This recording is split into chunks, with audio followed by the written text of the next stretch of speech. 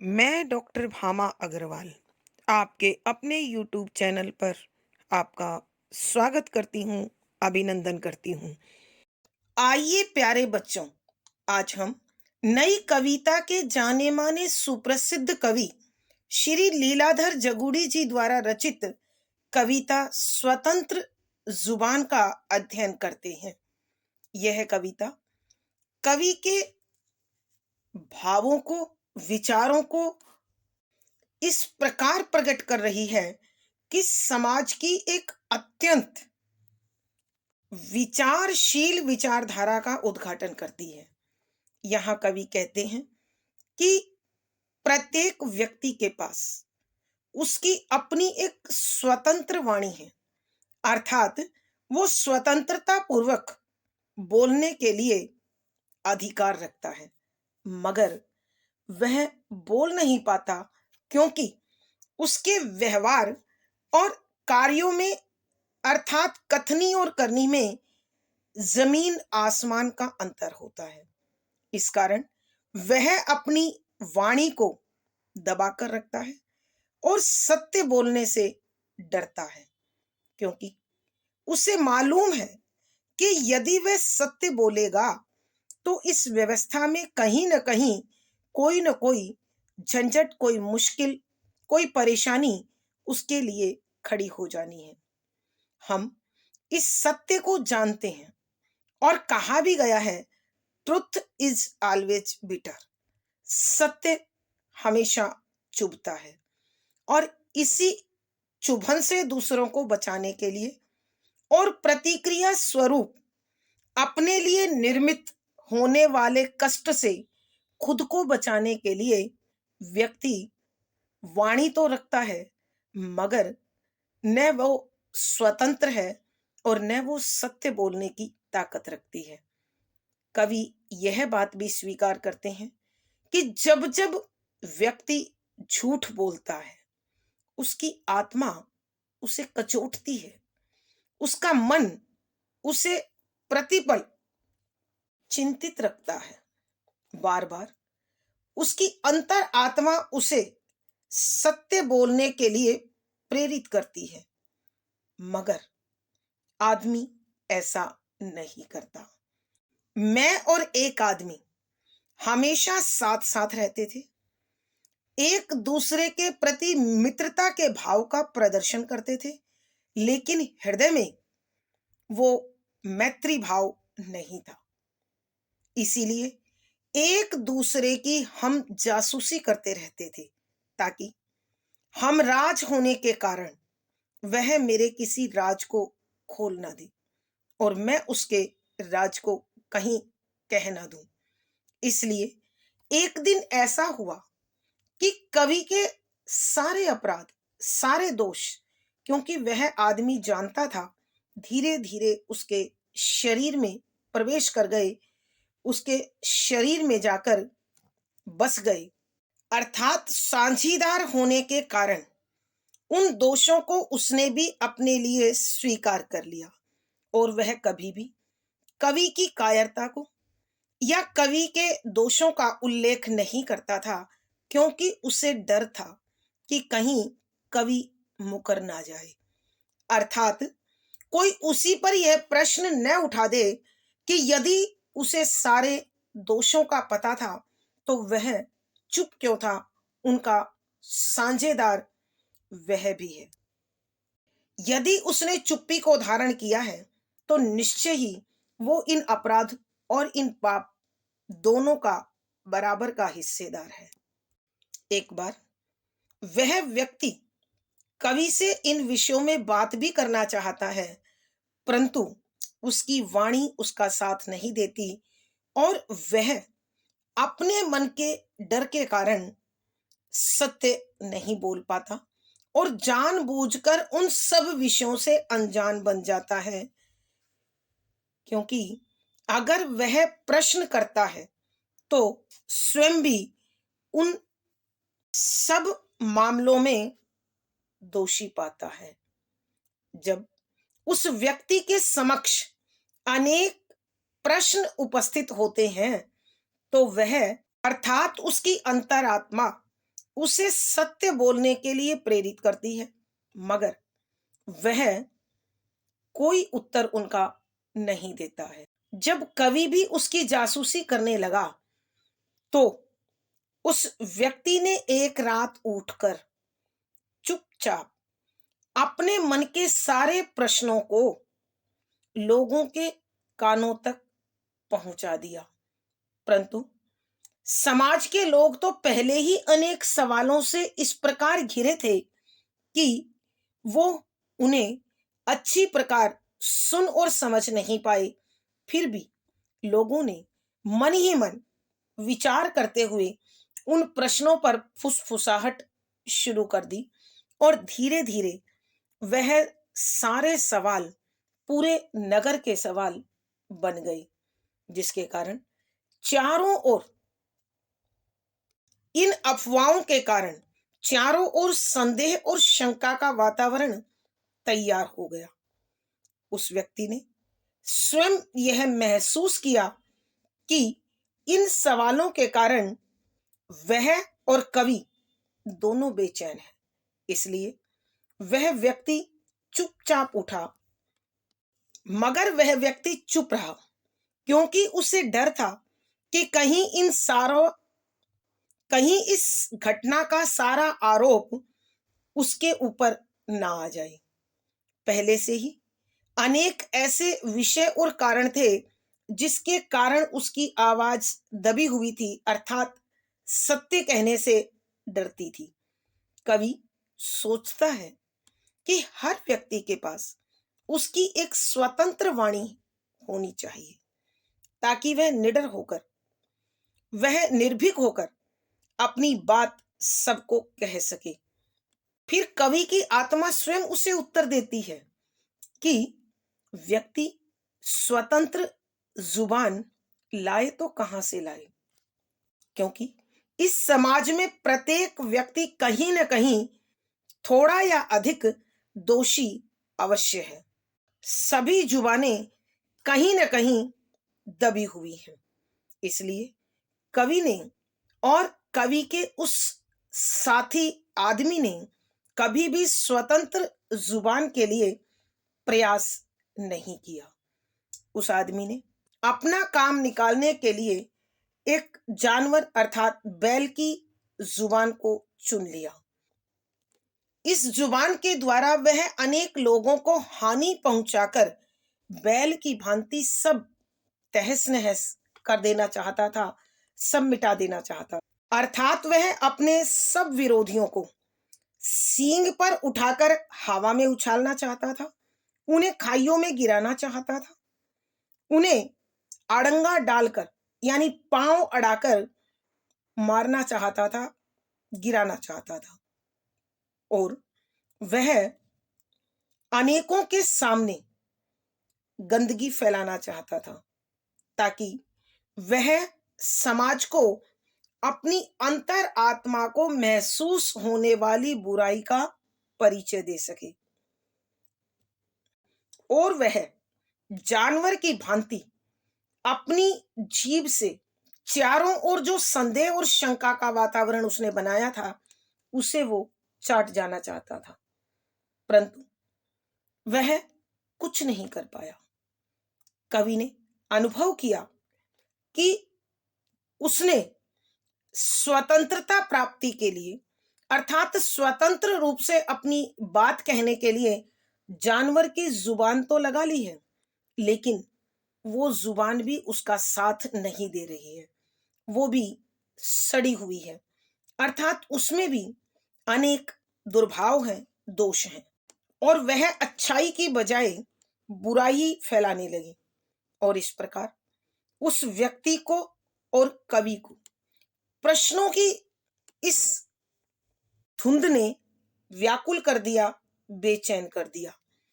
इसलिए नए सवाल जो उन सवालों से निकल कर आ रहे थे, उन्होंने उस व्यक्ति को कहा कि या तो अपनी जुबान को बदल ले, अथवा इस गंदी जुबान को, इन दुर्भावों को अपने तक ही सीमित रखे।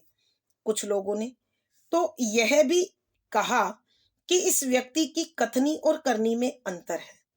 इसके पास विश्वास करने लायक सत्य से भरी हुई वाणी ही नहीं है।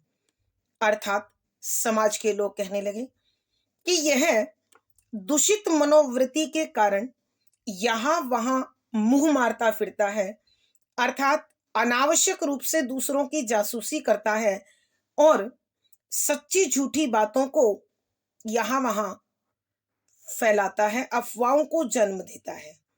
अतः वह व्यक्ति चाहकर भी सच नहीं कह पाया, सही तथ्य नहीं रख पाया, क्योंकि अगर ऐसा वो करता तो खामखा किसी न किसी समस्या से घिर जाना था।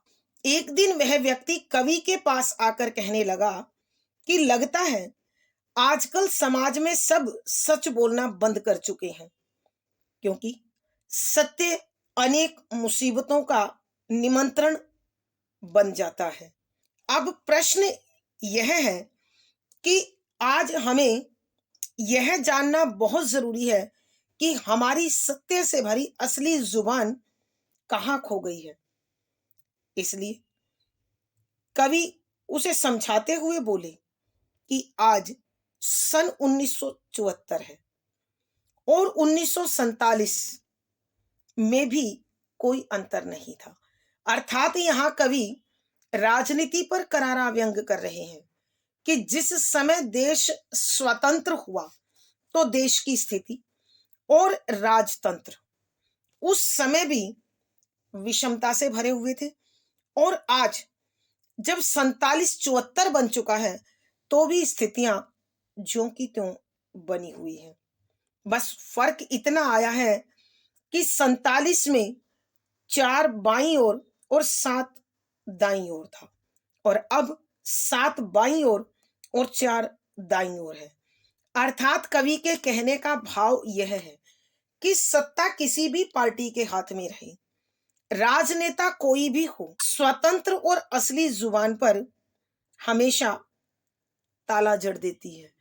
अर्थात संविधान से स्वतंत्रता प्राप्त होने पर भी सत्य बोलने की इजाजत किसी को नहीं है। यहां कवि यह बताना चाहते हैं कि अब हम यह देखें कि कहीं ये दबी हुई जबान हमारी ही तो नहीं है।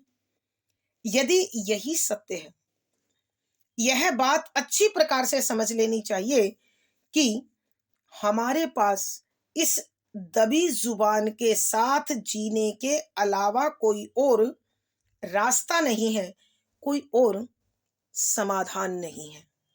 तो आइए साथियों, कवि की इस कविता में उठाई गई इस सामाजिक और राजनीतिक विसंगति को कविता के पदों के माध्यम से समझें और सत्य के साथ खड़े होने की हिम्मत जुटाएं। पद संख्या 13। अभी वह कुछ नहीं बोला था, तभी मैंने महसूस की जानवर की जुबान जो उसने स्वतंत्र बोलने के लिए लगा ली थी सड़ने लग गई है। और लोग कहने लगे, जिनके कान पहले ही बहुत रंगे हुए थे, यह अपनी जुबान से एक समकालीन दुर्गंध फैला रहा है। प्रसंग प्रस्तुत पद हमारी हिंदी की पाठ्य पुस्तक समकालीन हिंदी कविता में संकलित नई कविता के जाने माने कवि श्री लीलाधर जगूड़ी जी द्वारा रचित स्वतंत्र जुबान नामक कविता से लिया गया है। संदर्भ, यहाँ कविवर मानव समाज की एक अत्यंत विचारणीय दुष्प्रवृत्ति कथनी और करनी में अंतर के कारण सत्य बोलने से बचता है, क्योंकि यह सत्य उसके लिए घातक हो सकता है, अनेक मुसीबतों का निमंत्रण हो सकता है। इसलिए बचाव करता हुआ व्यक्ति हमेशा सत्य से दूर भागता रहता है। यहाँ इस पद में कवि का मित्र जब एक रात अचानक लोगों में सत्य फैला देता है तो उसे अपने मुसीबत में घिरने का डर लगने लगता है। अतः वह अब अन्य लोगों के विषय में अनेक बातें फैलाकर अपने उस संदेह को समाप्त करना चाहता है और अपनी रक्षा करना चाहता है। इसके लिए वह बैल की जुबान को अपनाता है। लेकिन जब वह बैल की जुबान अपनाता है तो क्या घटित होता है, उसकी प्रतिक्रिया स्वरूप कविवर लिखते हैं कि व्याख्या शब्दों के अर्थ आवश्यकता के अनुसार। अभी वह कुछ नहीं बोला था कि कविवर श्री लीलाधर जगुड़ी जी बता रहे हैं कि मेरे मित्र ने अपने सत्य को छिपाने के लिए और अपने आप को मुसीबत से बचाने के लिए बैल की जुबान धारण कर ली, ताकि वह इस जुबान के माध्यम से अन्य लोगों के सच को खोल दे और समाज में एक ऐसी उथल-पुथल मचा दे, एक ऐसी हलचल मचा दे जिसमें उसका सत्य छिप कर रह जाए। अभी उसने अपनी जुबान खोली भी नहीं थी, अर्थात जिस बैल नामक जानवर की जुबान को उसने अपनाया था, अभी वह उसका इस्तेमाल भी नहीं कर पाया था। फिर भी तभी मैंने महसूस की जानवर की जुबान जो उसने स्वतंत्र बोलने के लिए लगा ली थी, सड़ने लग गई है। कि कविवर कहते हैं, अभी उस जुबान का वह जिससे सच बोलना चाहता था, अन्य लोगों के भेद खोलना चाहता था, रहस्य खोलना चाहता था, खोल भी नहीं पाया था कि उसकी उस जुबान में सड़न पैदा हो गई, दुर्गंध पैदा हो गई। अर्थात बिना बोले ही उसका व्यवहार इस प्रकार का हो गया कि समाज के लोगों ने उसकी अवहेलना करनी शुरू कर दी, उससे किनारा करना शुरू कर दिया। और लोग कहने लगे, जिनके कान पहले ही बहुत रंगे हुए थे, कि उसे देखकर, उसके व्यवहार को देखकर समाज के वे लोग जिनके कान वो अपने सत्य से पहले ही रंगाया था, अर्थात जिन तक उसने अपना सत्य, अपने प्रश्न, अपनी समस्याएं पहले ही कही थी, वो लोग अब उसे देखते ही, उसके व्यवहार को देखते ही कहने लगे कि यह अपनी जुबान से एक समकालीन दुर्गंध फैला रहा है, कि यह व्यक्ति अपनी वाणी के द्वारा, अपनी जुबान के द्वारा, अपने शब्दों के द्वारा पूरे वातावरण को दूषित कर रहा है, समाज में बदबू फैलाने का कार्य कर रहा है। अर्थात वह जो कह रहा था उस पर समाज के लोग भरोसा नहीं कर रहे थे और वो यही कह रहे थे कि यह व्यक्ति अपनी दूषित मानसिकता के कारण, अपने अनर्गल व्यवहार के कारण, व्यर्थ व्यवहार के कारण समाज की शांति और व्यवस्था भंग कर रहा है। अर्थात कवि के कहने का भाव यह है कि यह जानवर की जुबान उसने अपनी कही सत्यमयी बातों से और उनके दुष्प्रभावों से बचने के लिए अपनाई थी, अपनी रक्षा करने के लिए अपनाई थी। लेकिन अब समाज के लोग कहने लगे कि यह व्यक्ति बेकार की बातें करके सबका समय बर्बाद कर रहा है और सारे के सारे वातावरण को बिगाड़ रहा है। अतः इसकी बात सुनने का कोई लाभ नहीं है। आइए बच्चों, हम एक बार फिर इस पद की व्याख्या करते हैं।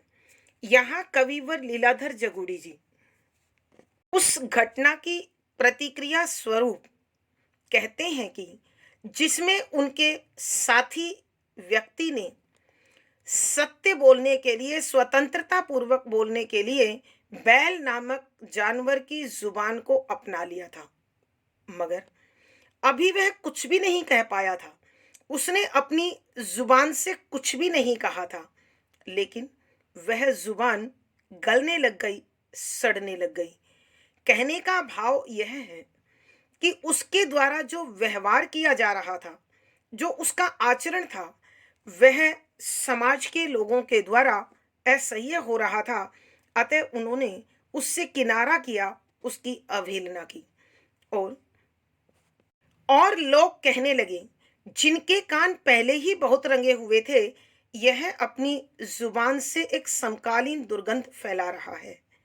कि समाज के वो लोग जिनके कानों में वे पहले ही अपना सत्य, अपने मित्र का सत्य, अनेक प्रश्न और समस्याएं डालकर आया था, वो तो अपने प्रश्नों से पहले घिरे थे, और फिर कवि के उस मित्र द्वारा दिए गए प्रश्न और समस्याओं ने एक ऐसा मिला जुला वातावरण उत्पन्न कर दिया जहां अथाह संदेह था, अफवाहें थी, शक था, एक दूसरे पर अविश्वास था।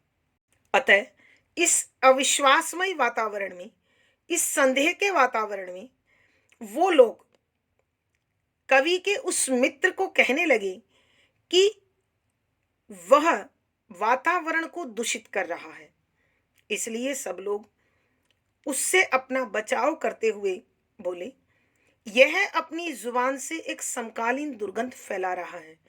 कि यह वह व्यक्ति है जो इस समाज में तत्कालीन दुर्गंध और बदबू फैला रहा है। अर्थात लोगों के कहने का भाव यह है कि इस व्यक्ति की बातों का भरोसा नहीं किया जा सकता। यह कुछ न कुछ अंट संट बेकार की बातें अनाप शनाप बकता ही रहता है। यह कवि बताना चाहते हैं कि उनके साथी मित्र ने अपने द्वारा कही गई सत्य बातें, प्रश्न और समस्याएं और उनसे प्रतिक्रिया स्वरूप होने वाले दुष्परिणामों से बचने के लिए, अपनी रक्षा के लिए, उसने यह जो अन्यथा में बैल नामक जानवर की जुबान को अपनाया था, उससे वह सारे वातावरण को दूषित करने लगा था, जो अब समाज के लोगों के द्वारा सहन नहीं हो रहा था। भावार्थ, कवि के कहने का भाव यह है कि बेशक कवि के मित्र ने बैल की जुबान स्वतंत्र बोलने के लिए अपनाई, अन्य लोगों के सत्य और रहस्य खोलने के लिए लगाई, लेकिन समाज के लोगों ने उस पर, उसके इस दूषित व्यवहार के कारण, दूषित आचरण के कारण कोई भरोसा, कोई विश्वास नहीं किया। विशेष यहाँ कवि ने बैल की जुबान लगाकर स्वतंत्रता पूर्वक बोलने का जिस मित्र ने प्रयास किया था, उसकी मनोदशा का उद्घाटन करते हैं। सरल, सहज, परवामयी खड़ी बोली का प्रयोग है। लक्षणा परक व्यंजना शब्द शक्ति अपनाई गई है। वीर रस ओज गुण है। मुक्तक, छंद, गेय शैली और संगीतात्मकता बनी हुई है। यहाँ इस पद में अनुप्रास, कारण, उदाहरण आदि अलंकारों का सुंदर सटीक प्रयोग हुआ है। पद संख्या 14। सवालों की भीड़ में अब तक जो कहीं नहीं थे, कुछ नए सवाल उठे। इसकी जुबान ठीक करो, या तो यह अपनी जुबान अपने पास रखे। किसी ने कहा, इसकी कोई जुबान नहीं, जब इसे कहना कुछ और करना कुछ होता है। प्रसंग पूर्ववत। संदर्भ, यहाँ कविवर श्री लीलाधर जगुड़ी जी अपने मित्र द्वारा स्वतंत्र बोलने के लिए जो बैल नामक जानवर की जुबान अपनाई गई थी, उसकी प्रतिक्रिया स्वरूप समाज के लोगों ने उसे छली, धोखेबाज, कपटी कहा और उसकी छल कपट से भरी इस वाणी पर लोगों ने व्यंग किया। कवि उसी प्रसंग का उल्लेख करते हुए कहते हैं कि व्याख्या, शब्दों के अर्थ आवश्यकता के अनुसार सवालों की भीड़ में। यहाँ कविवर लीलाधर जगुड़ी जी कहते हैं कि जब उनके साथी मित्र ने बैल की जुबान लगाकर स्वतंत्रता पूर्वक सत्य का उद्घाटन, औरों के रहस्य को खोलने की इच्छा उत्पन्न की, तो वातावरण दूषित होने लगा। क्योंकि सवालों की भीड़ में अब तक जो कहीं नहीं थे, कुछ नए सवाल उठे। कि उनके मित्र ने जो सवाल उठाए थे, वो सवाल अभी तक कहीं किसी के ध्यान में अथवा चर्चा में नहीं आए थे। अर्थात कहने का भाव यह है कि बैल की जुबान अपनाए हुए उस मित्र ने जिन प्रश्नों को उठाया, जिन सत्यों का उद्घाटन करने की कोशिश की, वो समाज के लोगों के सामने अभी तक नहीं आए थे। इसलिए वो तो प्रश्न कहीं खोकर रह गए और उनके बदले में कुछ नए सवाल उठे कि लोगों ने कुछ नए ही प्रश्न खड़े कर दिए और इस प्रकार वह प्रश्नों से घिरने लगा। इसकी जुबान ठीक करो कि लोगों ने उसे कहने लगे कि कवि ने महसूस किया कि लोग उसे कह रहे थे। ऐसे दूषित प्रश्नों से घिरे वातावरण को देखकर कवि ने सोचा कि अब इसकी जुबान ठीक करना जरूरी है, अर्थात इसकी वाणी को नियंत्रित करना, काबू में करना जरूरी है। या तो यह अपनी जुबान अपने पास रखे कि या तो यह अपनी बातों को अपने पास रखे, अपनी उस स्वतंत्रता पूर्वक बात कहने की इच्छा को अपने हृदय में रखे, अन्यथा इसकी बातों से नया बखेड़ा, एक नई मुसीबत खड़ी हो जाएगी। किसी भी झगड़े को फैलने से बचाने के लिए अब उसका चुप रखना बहुत जरूरी था। किसी ने कहा इसकी कोई जुबान नहीं। जब इसे कहना कुछ और करना कुछ होता है कि लोगों की भीड़ में से किसी ने तो यह तक भी कहा कि इस व्यक्ति की जुबान का कोई भरोसा नहीं, इसके जुबान का, इसकी वाणी का कोई महत्व नहीं, ये कभी कहता कुछ है और करता कुछ है। अर्थात न इसकी जुबान पर इसका काबू है, न इसके आचरण पर इसका काबू है, न इसका व्यवहार नियंत्रित है, अर्थात इसकी कथनी और करनी में अंतर है। इसलिए समाज में कोई भी उस पर भरोसा करने को तैयार नहीं थे। आइए बच्चों, हम एक बार फिर इस पद की व्याख्या करते हैं। यहाँ कविवर लीलाधर जगोड़ी जी अपने उस मित्र का जिक्र कर रहे हैं जिसने बैल नामक जानवर की आवाज को अपनाकर स्वतंत्रता पूर्वक अपनी बात रखने की कोशिश की थी। अभी वह कुछ कह भी नहीं पाया था कि समाज के लोगों ने उसका विरोध आरंभ कर दिया, उसकी अवहेलना शुरू कर दी, किनारा शुरू कर दिया। कविवर अपने उसी मित्र की मनस्थिति और वातावरण में उसके कारण बने प्रभाव का जिक्र करते हुए कहते हैं कि उसके मित्र ने जो सवाल समाज में छोड़े उनका क्या प्रभाव हुआ। सवालों की भीड़ में अब तक जो कहीं नहीं थे, कुछ नए सवाल उठे कि कविवर कहते हैं अभी तो वातावरण में जो सवाल थे भी नहीं, उस मित्र की बातों से अनेक ऐसे नए सवाल सामने आकर खड़े हो गए जिनका पहले कहीं कोई अता पता नहीं था।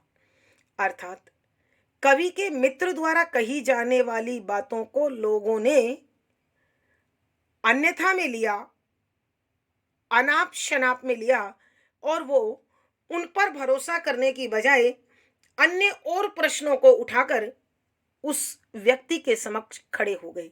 इसलिए कवि ने वातावरण की दूषितता को, वातावरण की गंभीरता को देखते हुए महसूस किया, इसकी जुबान ठीक करो, या तो यह अपनी जुबान अपने पास रखे कि अब इसकी वाणी पर नियंत्रण करना जरूरी है, या तो यह अपने मन के भाव अपने मन में रखे और चुप हो जाए, वरना यह बड़ी मुसीबत, बड़ा बखेड़ा खड़ा कर सकता है।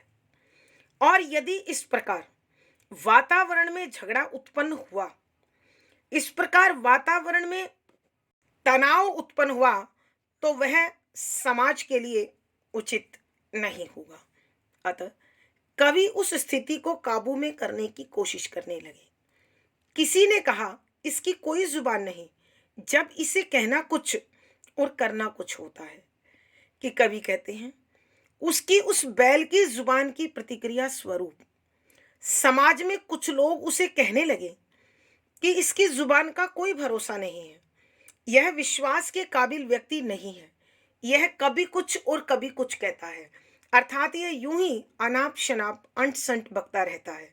यह कोई न कोई नई वाणी धारण करके अपने दोहरे चरित्र को प्रस्तुत करने, दोहरे चरित्र को प्रयोग में लाने के लिए फिर हमारे पास आ जाता है। इसकी कथनी और करनी में अंतर होता है और ऐसे व्यक्ति पर भरोसा नहीं किया जा सकता। इसकी अपनी वाणी पर, अपनी इसकी जुबान पर इसका नियंत्रण नहीं है, तो भला दूसरे इसकी वाणी पर भरोसा कैसे करेंगे।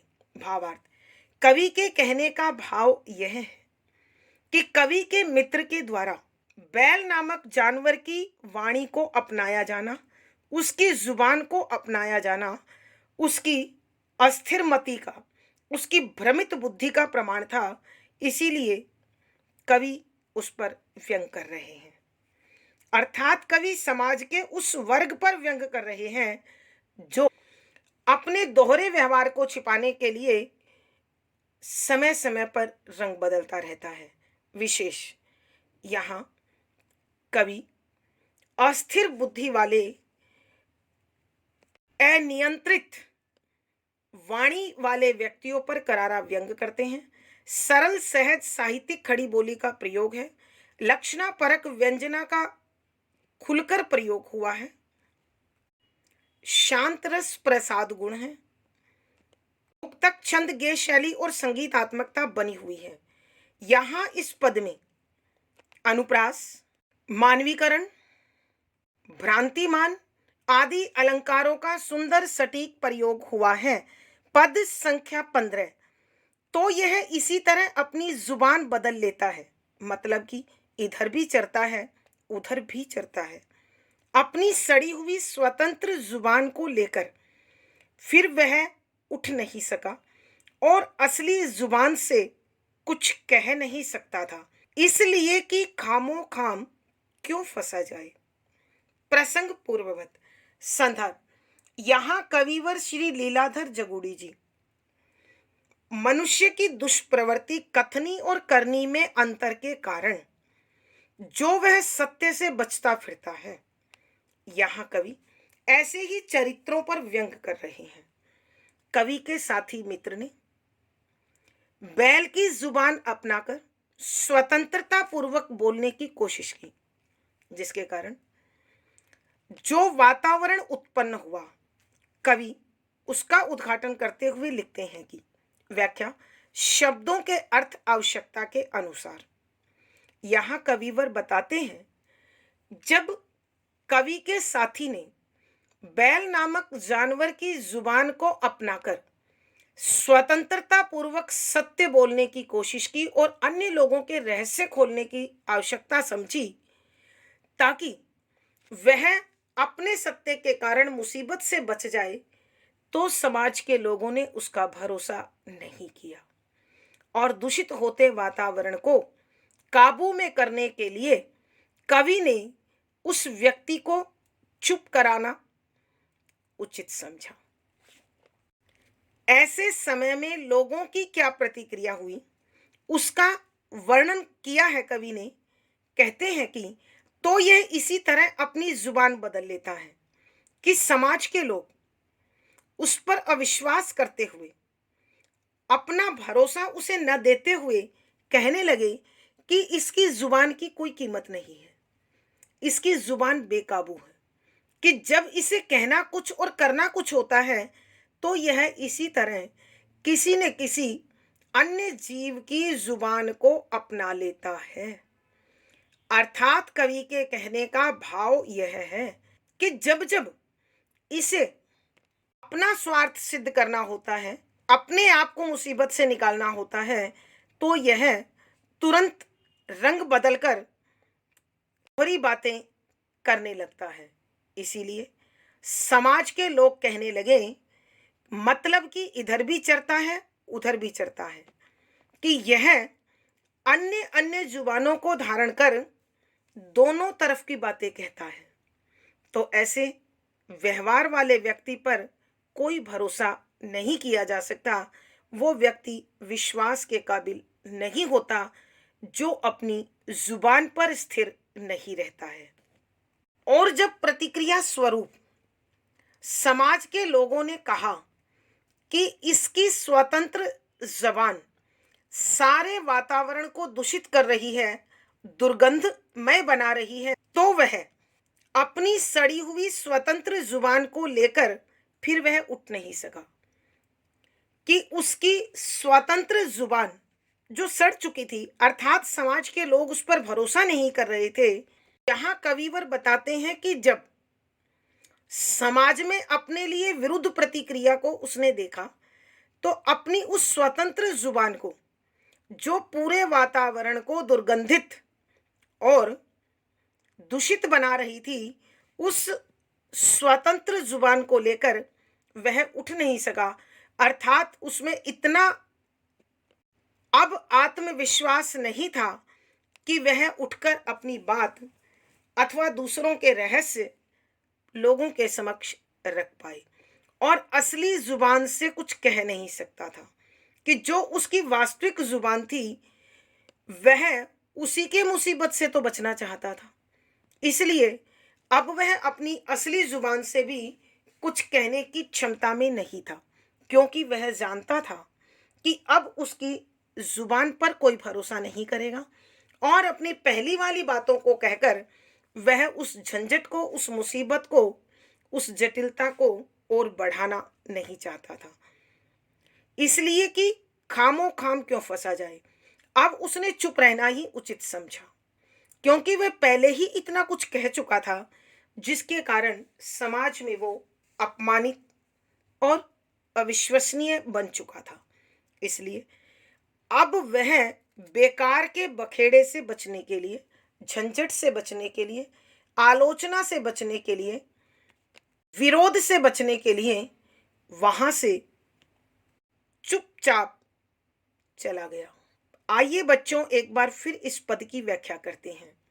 यहाँ कविवर श्री लीलाधर जगूड़ी जी अपने साथी के उस व्यवहार का वर्णन कर रहे हैं जिसमें उसने बैल नामक जानवर की जुबान को अपनाकर स्वतंत्र बोलने की कोशिश की थी, मगर समाज के लोगों ने उसकी इस बदली हुई जुबान की प्रतिक्रिया स्वरूप उसे अविश्वसनीय घोषित कर दिया और आपस में कहा कि यह व्यक्ति भरोसे के काबिल नहीं है, क्योंकि यह अपनी जुबान पर स्थिर नहीं रहता। इसका दोहरा चरित्र अविश्वसनीय है। इसी प्रकार का भाव प्रकट करते हुए कविवर लिखते हैं, तो यह इसी तरह अपनी जुबान बदल लेता है, मतलब कि इधर भी चढ़ता है उधर भी चढ़ता है। कि समाज के लोग कहने लगे, जब भी इसे अपने दोहरे चरित्र का, अपने कथनी और करनी में अंतर रखना होता है, जब इसे अपने व्यवहार में अंतर रखना होता है, तो यह जुबान बदल लेता है, रंग बदल लेता है, व्यवहार बदल लेता है। अतः ऐसा व्यक्ति कभी भी भरोसे के काबिल नहीं होता जो अपनी जुबान पर टिकता नहीं है, जो अपनी वाणी से गंभीर और स्थिर बातें नहीं करता है। ऐसा व्यक्ति भरोसे के काबिल नहीं होता है। इसीलिए अपनी सड़ी हुई स्वतंत्र जुबान को लेकर फिर वह उठ नहीं सका। कि कवि का साथी जिसने स्वतंत्रता पूर्वक बोलने के लिए, अन्य लोगों के सत्य का उद्घाटन करने के लिए बैल नामक जानवर की जुबान चुनी थी, अब उसने देखा कि वह सड़ रही है, गल रही है। अर्थात समाज के लोग उस पर भरोसा करने की बजाय अविश्वास कर रहे हैं, उसे नकार रहे हैं, उसकी अवहेलना कर रहे हैं, और उसके कारण पूरा का पूरा वातावरण दुर्गंधित और दूषित बन रहा है। अतः वह अपनी सड़ी हुई जुबान के साथ समाज के सामने फिर उपस्थित नहीं हो पाया और अपनी बात नहीं रख पाया, और असली जुबान से कुछ कह नहीं सकता था। कि वास्तविक जुबान से कुछ भी कहना अब उसके लिए उचित नहीं था, क्योंकि इसलिए कि खामोखाम क्यों फंसा जाए। कि यदि वह अपनी असली जुबान से कुछ कहता तो उसके लिए एक नया बखेड़ा, नया झंझट, एक नई मुसीबत, एक नई जटिलता तैयार हो जानी थी। अतः वह चुपचाप वहां से निकल लिया और यही उसे अपने लिए उचित लगा। भावार्थ, कवि के कहने का भाव यह है कि जो भी व्यक्ति अपना रंग बदलता है, अपने स्वार्थ को पूरा करने के लिए समाज के लोगों के भावों से खेलने की कोशिश करता है, उस पर कोई भरोसा नहीं करता है।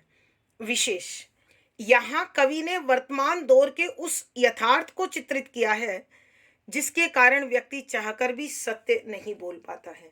सरल, सहज, परवाहमयी खड़ी बोली है, लक्षणापरक व्यंजना का प्रयोग है, प्रसाद गुण है, मुक्तक छंद, गेयशैली और संगीतात्मकता बनी हुई है। यहाँ अनुप्रास, संबोधन, प्रश्न आदि अलंकारों का सुंदर सटीक प्रयोग किया है। आज की कक्षा में प्यारे बच्चों इतना ही। अगली वीडियो में फिर मुलाकात होगी। पिछली वीडियो का लिंक डिस्क्रिप्शन बॉक्स में मिल जाएगा। आशा है पढ़ा गया विषय आपको समझ में आया है। अपने भाव व विचार कमेंट बॉक्स में लिखें। वीडियो को लाइक करें, शेयर करें और चैनल सब्सक्राइब करें। आपका दिन और जीवन मंगलमय हो, इसी शुभकामना के साथ आभार, धन्यवाद।